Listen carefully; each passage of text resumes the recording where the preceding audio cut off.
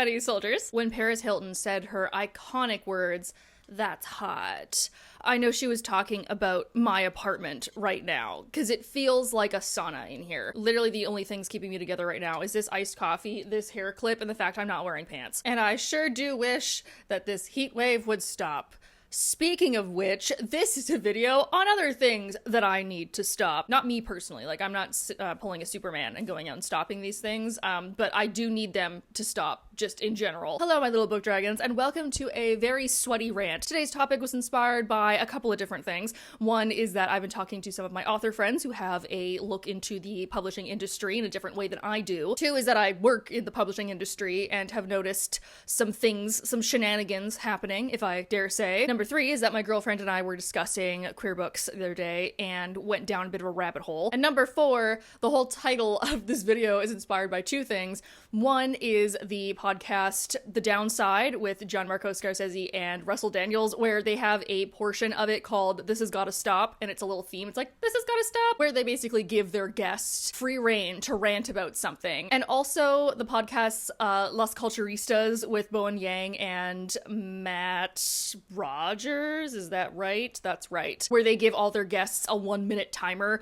to rant about anything they want. And if there are two things that I know I am really good at, it's talking about books and complaining. And even though I love publishing with my whole heart and soul, there are some things within the industry. I'm talking the publishers, I'm talking the authors, I'm talking the readers, I'm talking general society, trends, tropes at large that must be stopped. So without further ado, grab a drink, grab a snack, and buckle in and join me for a bookish episode of This Has Gotta Stop. The first thing that I believe needs to stop is authors describing their main characters as badass women who don't need a man to save them. Now, I don't know if you can tell from the shelves behind me or my general presence on social media, but I read a lot of kick-ass women. I love a feminist fantasy novel. I grew up in the heyday of early YA in the late 2000s of The Hunger Games and Divergent and Throne of Glass and Shatter Me. Like, I was on the front lines for strong female characters who were saving themselves and didn't need a man. And I am glad that those were the stepping stones to the beautiful feminist fantasy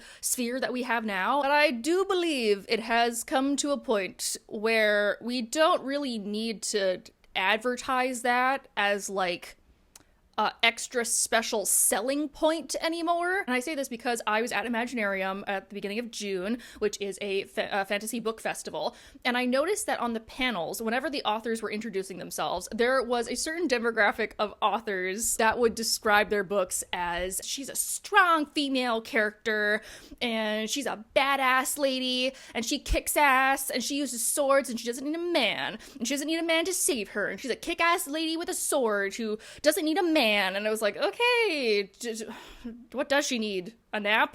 A girlfriend? And on its face, that's fine. Like, strong female character is now an archetype for a reason. People still love it. It's not out of style by any means. It's just that I think we progressed past the point. And now it feels a bit pejorative and like a bit of a put down if you're constantly like, well, mine's a strong female character and like she doesn't need a man and all this stuff. Because it's like, you know, there are multiple ways for people to exhibit strength that is not just physical. And like, sure, she doesn't need a man, but like, what if she wants one? What if she wants a partner? And also there's like nothing wrong with falling in love with a man, especially a fictional one. It feels like a combination of childish and holier than thou to be like, well, my character is a strong female character who like doesn't need a man. And it's like, okay, Stacey, you know, I need a man to help me do my taxes.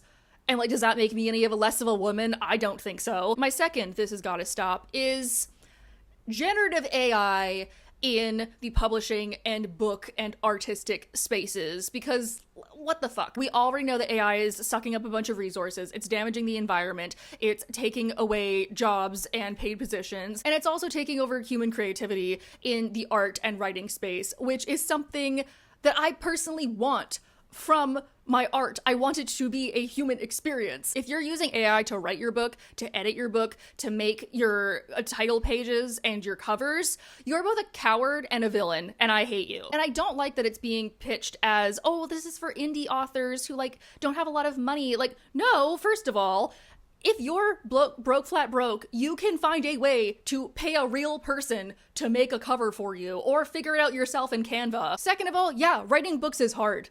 That's like kind of the point. Don't make a robot do it for you. That's stupid. And third of all, it's not only the indie authors that are doing this. Some of the big name publishing houses are using AI to make their book covers. Do you remember that big scandal a little while ago over the Christopher Paolini book? And then also, I think Gothicana had like an AI cover art. And people were like, hey, what the fuck? You have so much money. You could pay for a real artist and instead you're just cheaping out and throwing it into a generator. Like, it's not a good look. And don't even get me started on the people at the top of these top tier publishing companies and bookstore chains, Barnes and Noble, that are like, yeah, we love having AI books. We're gonna put a bunch of AI books on our shelves. What are you doing as like the gatekeepers and the heads of literature and literacy and literally the entirety of the industry? Why are you trying to do something that no one wants? Like, we've told you we don't want this. Why are you still insisting that you do it? Oh my god, I'm gonna have to put on my air conditioning unit just for this rant. I'm so sweaty already. Maybe similarly, the next thing I want to rant about is the thing that I'm just calling trademark bullshit. Now, I'm not gonna go into trademark law because I don't know all of the nuances to it. But basically, to trademark a phrase is a lot of work because basically you have to prove that you yourself are the originator, the creator, and the person who uses the phrase the most. And there's a long history and probably a current debate going on at all times over authors copying one another or like readers copying one another's reviews because they just have generic things that they're saying, but it's more difficult to trademark generic things because everybody says, I love books. And if you try to trademark I love books, it's like good luck proving that you're the originator of that phrase. But someone had the audacity to trademark Hot Girls Read, which I'm sure some of you have seen the saga online. And if you haven't, please look it up. Okay, from an article on People, she said, yeah, see, this is breach containment. This has gotten out of the book talk sphere and is on People magazine. So creator Ali Rose Co. registered it as a trademark and then demanded other small shops stop selling the merch with the slogan. And she obviously got massive community backlash because how many things do you think are on the internet with the phrase Hot Girls Read on them? Oh, interesting. Okay, I'm looking at the Forbes website right here. So the last time that I heard anything about this case, she was basically doubling down and saying that like, no, I'm actually not going to give up the trademark. Like, I'm going to keep going forward with the filing of it. But it says here from Forbes that following severe community backlash, she apologized and surrendered the trademark. So I guess that's sort of over now. I'm always just so baffled by what people are willing to fight for. Don't quote me on this, but I did also hear that Book Boyfriend was being trademarked somewhere, and I also doubt that that is going to go through. And it's like, this has got to stop, because do you think you're going to win if you're going to go through the time, the money, and the effort to get something trademarked? Like, you had better make sure that it's worth your while. And for such a generic phrase, I don't think that it's going to work out for you the way you think. And also, let's say it did. Let's say that she won, the court said, yep, for sure, only you get to use the phrase Hot Girls Read. Everybody else on the internet that has an item that has this on it they're all now illegal, they have to take it all down, or you can sue them. Do you think that she would be a very popular shop to buy from? And I know she thought she was cooking, like being a business babe, but I think she kind of shot herself in the foot because, like, I'm definitely not going to buy anything from her now. There's also a really famous copyright case for a romance line, and I remember it's called the Cocker Brothers. Don't.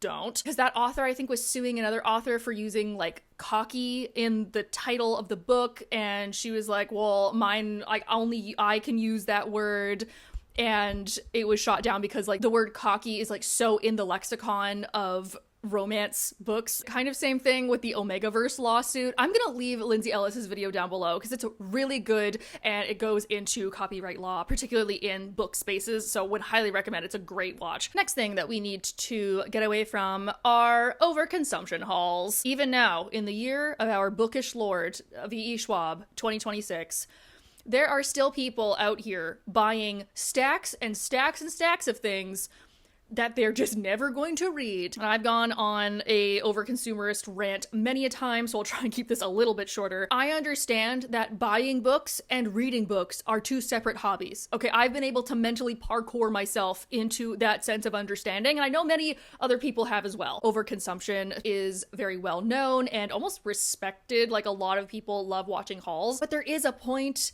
where it turns from like, oh, I'm excited watching this person get some new things and like get excited about a handful of objects, into like, oh, you've spent 4 times your rent money on a bunch of things that you're not even really interested in. In this economy, I mean, like, I'm gonna have to crunch some numbers, but I do think that that is bad. Now, there is a nuanced argument, you know, to sprinkle some nuance onto this conversation, of physical books being physical embodiments of stories. And, you know, I'm not one to talk. Wanting that physical object does not make you like a morally corrupt person. It's that when the buying habit overtakes the joy that you get from reading the story, and where is the line between this is an object that's meant for consumption versus this is simply an object in my home. I just think it's a little unhealthy and probably financially irresponsible to constantly every month be going and buying a stack of books, because are you actually reading those? Are you? Because just like anything, you know, if you buy something, you want it to be worth your while. You want it to have value for you, bring you happiness and joy or whatever. And so, yes to supporting authors and, you know, discovering new stories. No to consuming simply for the sake of consuming. Next thing that's gotta stop is for the authors. Please stop naming your books after song lyrics. I admit this may only be a me thing, but this is a huge pet peeve of mine. You should see me in a crown, part of your world, never getting back together, time after time, love on the brain. Ugh, stop it. And I do realize most of these are YA titles, but still, it was cute the first like 4 times, and now it's overwhelming and I don't like it. This particular trend is a one of these, not a one of these. I just find it lazy and uncreative. Like, you wrote the whole book, write a title. The only exception is Hayley Kiyoko, because first of all, not only is she a lesbian and lesbians are above the law, she not only wrote the song that the book title is based on, but she also wrote the book herself. So lesbian Jesus is allowed to do this and nobody else. The next thing is going to be a little bit heavy, so if you do not want to talk about trauma and SA in books, feel free to skip ahead a little bit. But what has 100,000% gotta stop is using sexual trauma as the only form of traumatic backstory that a female character can have. And I'm not saying that I see this everywhere, but a good portion of female characters that I read in my books, which are mostly contemporary romance, sci-fi, and fantasy, written by men or written by women, 6 or 7 times out of 10, if a female character or femme character has some kind of traumatic backstory, it has to do with sexual assault. And I'm just getting tired of it. And like, yes, SA is a very important thing that must be talked about, because many a woman and femme-presenting person, and even not women, just people in general, are going through it.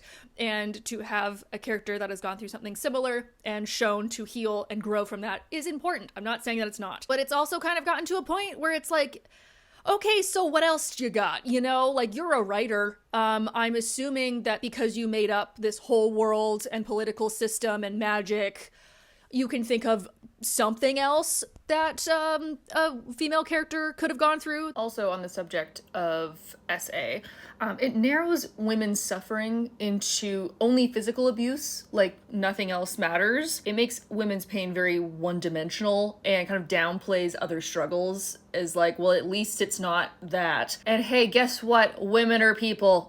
Would you look at that? They're multifaceted. And this kind of pairs with the female rage moniker that a lot of books are being marketed with, where again, 9 times out of 10, it's a woman was brutally essayed by this group of men and she's going and killing them all one by one, and we're supposed to be like, hell yeah, girl power.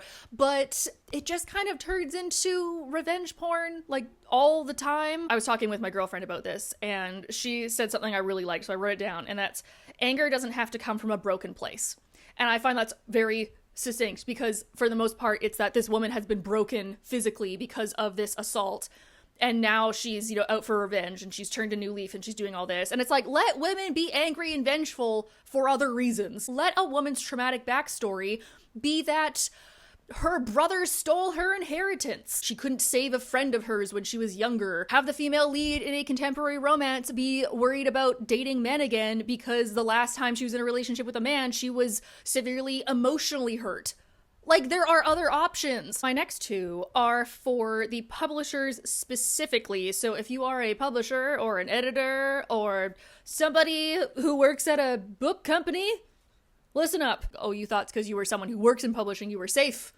But no, I also work in publishing, and I think I need to call some people out. The first thing publishing's gotta stop doing is ghosting on submissions, which, I've heard this from many an author friend of mine, that you submit to something, and then the agent gets really excited, and they have a good back and forth, and then suddenly they're just in the wind, and you never hear from them again. And you know what? Hey, sometimes I understand missing an email. And then 2 weeks goes by and you're like, oh shit, oh my god, I am so sorry. This got caught in my spam folder, or it just got buried in my inbox. Fully just fucking off after you've already been chatting with someone about possibly, selling and promoting their book. Kind of a dick move. And I know that people in the industry are very overworked, and there is, constantly people moving around, and there's drama within agent houses, and there's always things to do with marketing and yes and no when people hire up vetoing stuff last minute. I get that nothing is ever in anyone's full control, but even just hey, we decided to go in a different direction, thank you so much for your consideration, that will go far. And it also is going to boost your reputation. I don't understand why people are just I'll just ghost them, never mind.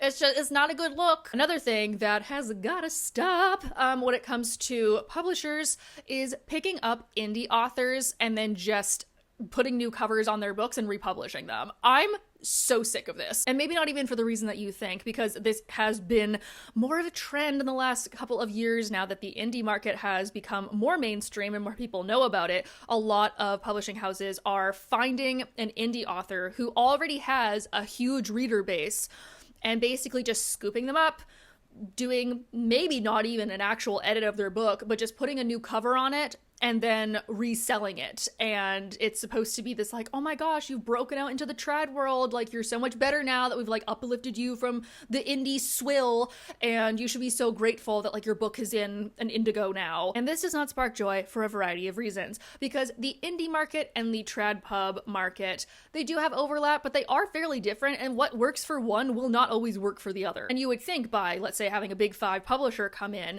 and take your books and repackage them and sell them again to other people would be a good thing, because you're getting more eyes on you and you're in mainstream bookstores. That's kind of a flex. But often they don't make the same amount of money anymore because their book has been pulled from the indie market to only be sold on the trad market, which again has a different audience and different marketing ideas. And even though many people will want the trad pub version, if they already have the indie version and they're happy with it, they're not gonna buy it again. And maybe the most controversial thing that I'm going to say about this in this section is that, no tea, no shade, the indie market has a different set of expectations when it comes to quality, because indie authors are often writing to trend and they can often write more quickly. So their writing is not to say it's bad or to say that it's underdeveloped, but often they don't have someone behind them pushing them in the way that a traditional published book would, with a multitude of editors. And again, not to say that it's bad, but there is definitely a voice, there's a style of indie writing, and I'm also now realizing I'm mostly thinking of fantasy or romantasy.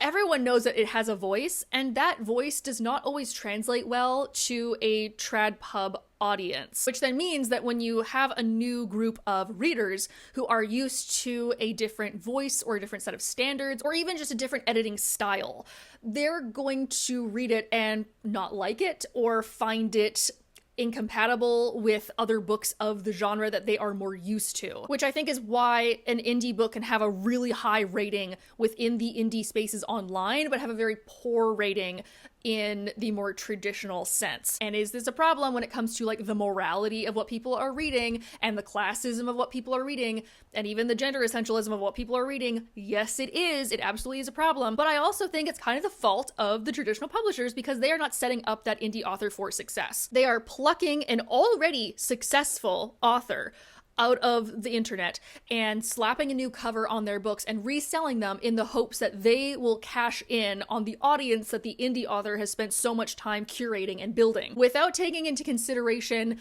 their particular marketing strategies or their particular writing voice and how it's going to fit in the current trad pub landscape. So they're setting up their indie authors to fail. And like, that doesn't feel good for anybody. Now, there has been scenarios of indie authors rewriting their book before it's trad pubbed, or doing their indie series and then their trad pub series. So it's not like it's unobtainable. It's not like it's not doable. It's that I think publishing is big publishing, Mr. Publishing is taking advantage of the indies without really giving them anything back. So I say that's got to stop. And if trad pub really does want to uplift and take advantage of indie authors, they're going to have to do a little bit more work than putting a sprayed edge and a pretty cover on a book before re-releasing it. And lastly, let's get sapphic. The final thing that has got to stop that I wish to rant about is the separation between the word sapphic and the word lesbian when talking about queer books. I'm bisexual, I'm dating a lesbian, and oh boy, do we love a sapphic book. Now, the term sapphic is an umbrella term, and it basically means anybody who is a woman or anyone who's not a man who is attracted to other people who are women or not men. Kind of like how all squares are rectangles, but not all rectangles are squares. Like, I can be bisexual and a sapphic, and I can also be a lesbian and a sapphic. There's also this version for guys where it's Achillean, which is, if you're gay, if you're bi, if you're pan, if you're a man who's attracted to other men, or a person who is not a woman attracted to someone else who's not a woman. But since I'm in both the queer community, Vancouver, and the book community at large, and it was just Pride Month, I was seeing a lot of book stacks or recommendations for books to read this Pride Month. And none of them want to use the word lesbian. I would not have a problem with this if it was like queer, or if they had an Achillean section and a sapphic section. There was this one book post in particular that had a whole section for gay men, and then like bi women, and then pan women, and then like non-binary people, and then like bi men. And then the last slide was sapphics.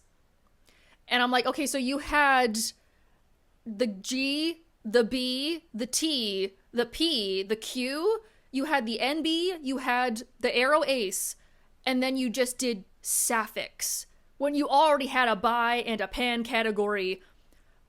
I'm so confused why you don't want to use the word lesbian. And hey, I'm not a lesbian, so, other lesbians, like, let me know down below, but my girlfriend is, and I talked to some other friends that are as well. Some sapphics do not like the word lesbian because of the connotations of the past. I know a lot of older queer women do not like using this word, but it has been a bit more reclaimed by the new generation. Like, for example, my girlfriend loves using the word lesbian. She says that like that really suits her. The community at large uses lesbian to mean a specific identity. Like, again, words mean things. It's literally the first letter of the LGBTQIA+ acronym. So it's kind of a cop-out and also disrespectful to not include lesbian at all. I think online the word sapphic has become more used because it sounds a little bit softer, and it's women loving women, we're sapphics. If you're going to sliver out all of these identities and then not put lesbian in there, what are we doing? And lesbophobia and biphobia are once again in the news, in my personal world's news, on the internet at tiktok.news.edu. If you're in it or you're an ally, like, don't take away that part of the LGBTQ community, especially if you are trying to uplift it.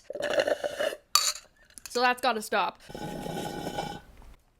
My God, I'm out of water too. So those are all my things about the bookish community and the publishing world that I think have got to stop. The bookish community and the publishing industry is so wonderful, and I love it so much. It has given me such a sense of purpose and community and joy, and yet there are some things that I feel like we could improve on. So I would love to know what you think has got to stop, so please leave those down below. I can't wait to read them. I desperately need to go get some more water, though I have already gone through an entire tray of ice cubes today, and it's 3:30. I have a couple of errands to run, I have something else to film this evening, and I have to pack a bag for a trip I'm taking literally in 2 days that I have not thought about until just this second. And I need to figure out what books I'm gonna pack, which is always my favorite part. You know where to click to like the video, you know where to click to subscribe. I hope you guys are all having a nice day wherever you are, and I will see you all next week. Bye!